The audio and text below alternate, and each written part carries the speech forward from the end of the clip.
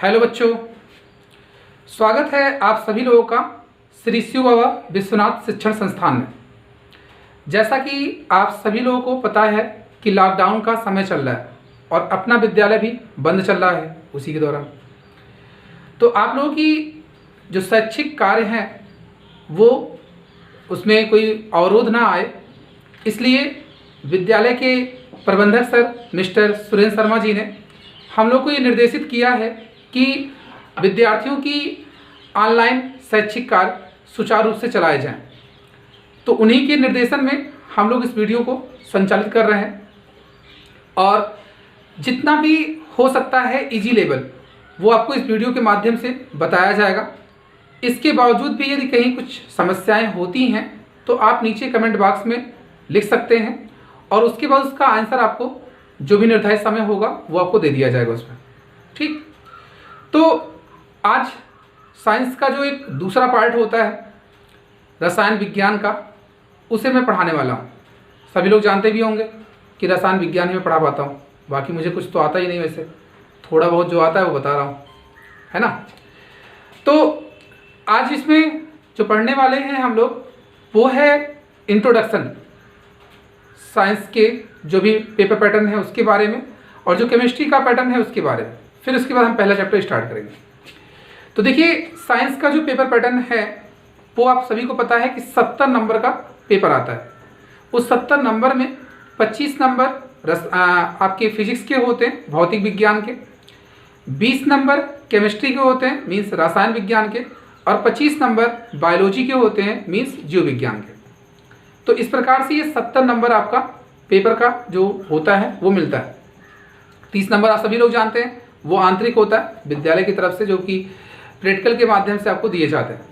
ठीक है, जिसमें आपका मंथली जो टेस्ट लिया जाता है, जो प्रैक्टिकल होते हैं उसके माध्यम से आपको दिए जाते हैं, वो 30 नंबर। तो इस तरह से 100 नंबर का आपका ये सब्जेक्ट हो जाता है। तो अब जो केमिस्ट्री में आपको 20 नंबर अचीव करना है उसके लिए 5 चैप्टर पढ़ने हैं। कितने? सिर्फ 5 चैप्टर। 5 चैप्टर पढ़ के हम लोग 20 नंबर आसानी से ग्रहण कर सकते हैं, प्राप्त कर सकते हैं। और वो 5 चैप्टर कौन कौन से हैं ये मैं आपको पहले बता देता हूँ। पहला चैप्टर है हमारा रासायनिक अभिक्रियाएं एवं समीकरण। रासायनिक अभिक्रियाएं, रासायनिक अभिक्रियाएं एवं समीकरण, केमिकल रिएक्शन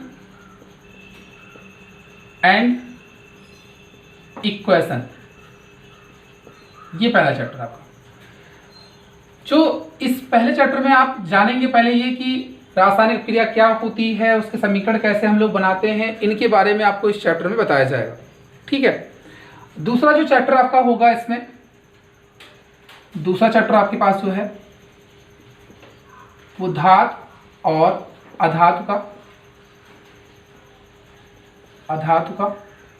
चैप्टर का सीक्वेंस कुछ भी हो सकता है लेकिन है यही। ठीक है, ये जरूरी नहीं कि मैं सीक्वेंस से ही बता रहा हूं, लेकिन जो चैप्टर बताया जा रहा है यही मिलेंगे आपको। Non metal. तीसरा जो आपका होगा वो है अम्ल, क्षारक एवं लवण, एसिड, बेस एंड साल्ट। चौथा आपका है कार्बन एवं उसके यौगिक। पुराने बुकों में ये कार्बनिक यौगिक के नाम से होगा, कार्बन एंड देयर कंपाउंड, या इट्स कंपाउंड कह सकते हैं आप, सॉरी इट्स कंपाउंड। ठीक है। इसमें देखिए जो आपका था वो है तत्वों का आवर्ती गुण, 5वां चैप्टर जो आपको यहाँ दिखाया गया। अब जो है इसमें टोटल जो आपके पास चैप्टर्स हैं ये 5 चैप्टर, और इस 5 चैप्टर में आपके 20 नंबर के प्रश्न आते हैं। ठीक है, तो इन 20 नंबर के अगर हमें अच्छे से प्राप्त करने हैं, अगर मार्क लेने हैं, तो इन चैप्टर को अच्छे से पढ़ना होगा, समझना होगा, और आप जितना ज़्यादा इसमें रिवीजन करेंगे उतना आपके लिए बेहतर होगा। ठीक है, तो चलिए आज प्रारंभ करते हैं चैप्टर को। यहाँ पे जो पहला चैप्टर है हमारा वो है रासायनिक अभिक्रियाएं एवं समीकरण। ठीक, रासायनिक अभिक्रियाएं एवं समीकरण। तो सबसे पहले हमें यहाँ पे ये जानना है कि रासायनिक अभिक्रिया किसे कहते हैं। रासायनिक अभिक्रिया किसे कहते हैं ये जानना है, और इसके बाद रासायनिक समीकरण बनते कैसे हैं, रासायनिक समीकरण कौन कौन से कारकों द्वारा प्रभावित हो सकता है। ठीक है, रासायनिक समीकरण के अंतर्गत और क्या चीज़ें हमें बताई जाएंगी, जिसमें हम अभिक्रियाओं के प्रकार के बारे में पढ़ेंगे। पहले रासायनिक अभिक्रिया क्या होती है ये बताया जाएगा हमें, रासायनिक समीकरण क्या होते हैं ये बताएंगे हम आपको। इसके बाद फिर इसमें चर्चा करेंगे आपसे कि कौन कौन से ऐसे कारक हैं कि कोई भौतिक कारक होगा या रासायनिक कारक है जो रासायनिक अभिक्रिया को प्रभावित कर सकता है। ठीक है, इनको बताएंगे। और इसके पश्चात जो हमारा होगा वो ये है कि यदि हम इसके अंतर्गत देखेंगे अभिक्रियाओं के प्रकार को, जिसमें योगात्मक अभिक्रिया मिलेगी, हमें प्रतिस्थापन अभिक्रिया मिलेगी, और साथ साथ आपको एक निराकरण अभिक्रिया भी बताई जाएगी इसमें। ठीक है, ये अभिक्रिया देखेंगे। और फिर इसी में आपको मिलेगा आक्सीकरण तथा अपचयन, फिर अपचायक एवं आक्सीकारक पदार्थ। तो इतनी बातें आपको इस चैप्टर में जाननी है। ठीक है, तो चैप्टर को प्रारंभ करते हैं आज पहले, और इसमें ये देखते हैं। तो देखिए रासायनिक अभिक्रिया जो आपकी होती है उसमें जानना है कि दो या दो से अधिक पदार्थ मिलकर जब एक या एक से अधिक गुणधर्म वाले पदार्थ का निर्माण करते हैं, एक या एक से अधिक गुणधर्म वाले पदार्थ का निर्माण करते हैं, तो उसे रासायनिक अभिक्रिया कही जाती है। तो उसे रासायनिक, तो परिभाषा याद हुई आप सभी को, मैंने बताया क्या, दो या दो से अधिक पदार्थ मिलकर जब एक या एक से अधिक नए गुणधर्मों का निर्माण करते हैं तो उसे रासायनिक अभिक्रिया कहते हैं। अब रासायनिक अभिक्रिया जैसे देखिए H2 है, गैस स्टेट में है, O2 है, ये भी गैस स्टेट में है।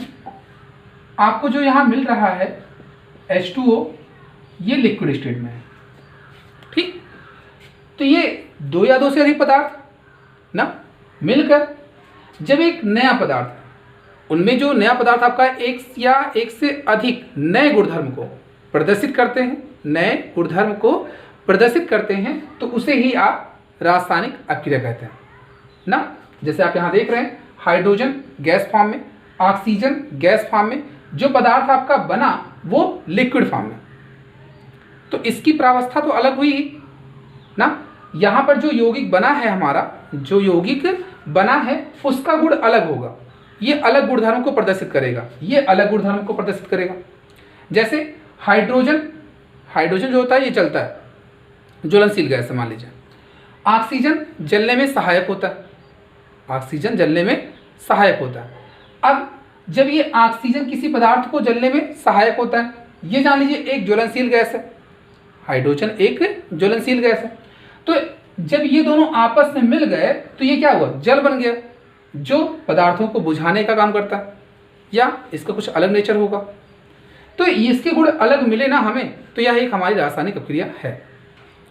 अब रासायनिक अभिक्रिया के अंतर्गत जो भी इसको अगर हम परिवर्तित करना चाहते हैं तो किसी भौतिक कारक के माध्यम से नहीं कर सकते, जैसे वाष्पीकरण हुआ, या हमने कह दिया इसका क्वथन करा दिया, ऐसे कुछ जो प्रोसेस हैं आपके पास, मतलब आप इनमें जो चेंजेस लाएंगे वो केमिकल चेंज ही आपको करना पड़ेगा।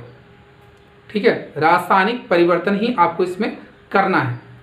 अब वो परिवर्तन आपको कलर में दिखेंगे, टेम्परेचर में दिखेंगे, ठीक है, कलर में दिखेगा, उसके स्टेट में दिखेंगे, उसके टेम्परेचर में दिखेंगे, ठीक, और साथ ही साथ उनकी जो अवस्थाएं होती हैं, स्टेट जो हमने बताया आपको, है ना, तो एक स्टेट होगा मतलब अवस्था, एक रंग, एक ताप ना, और एक इसका अवक्षेपण, जो अवक्षेपण होगा। और फिर इसमें अगर आप एक और ऐड करना चाहेंगे तो उत्सर्जन के आधार पे, जहाँ पे हम उसमें हीट परिवर्तन दिखा सकते हैं ऊष्माक्षेपी और ऊष्माशोषी के रूप में, तो उसकी चर्चा हम आपसे करेंगे। तो वीडियो में आज इतना ही रखते हैं, चूँकि वीडियो बहुत लंबा ना हो, इसलिए पहले आज आप सिर्फ समझिए ऐसा कि इंट्रोडक्शन आपको बताया जा रहा है हाई स्कूल के इस लेवल में, और आप इसको एक बार जो भी बताया मैंने कंडीशन, उसको आप फॉलो करिए। चैप्टर को हम कंटिन्यू करेंगे नेक्स्ट डे से। ठीक, आज के लिए बस इतना ही, धन्यवाद।